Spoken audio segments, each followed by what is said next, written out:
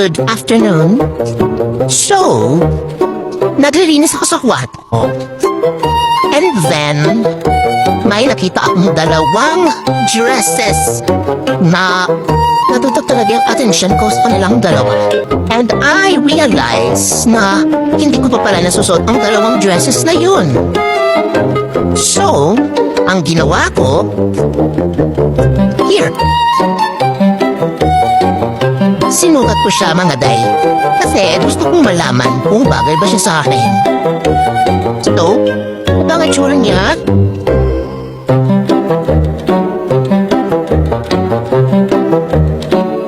Diba? Lapa ka. Wait, there's more.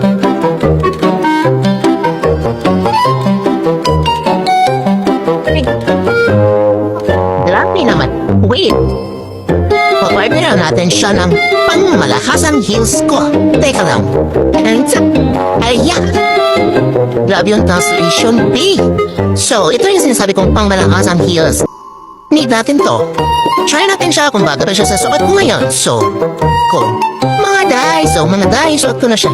And tingin naman, yung hi, dear friend. Before ko siyang sinuot and after ko siyang sinuot. Ako katangkad ko, diba? So, ibig sabihin, napaka-iksi ko talaga ng babae. Pati pasensya kong iksi rin. So, ganito siya. Ay, kinikilig ako bilhin natin ang background music para mas lalong maganda, diba?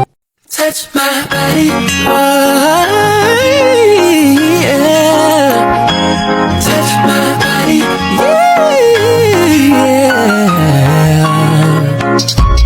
I know that you've been waiting for it, I'm waiting too. In my imagination, I be all up on you. I know you got the fever for me, 102. Boy, I know I feel the same, my temperature's through the roof. There's a camera up in here that is gon' leave me when I do.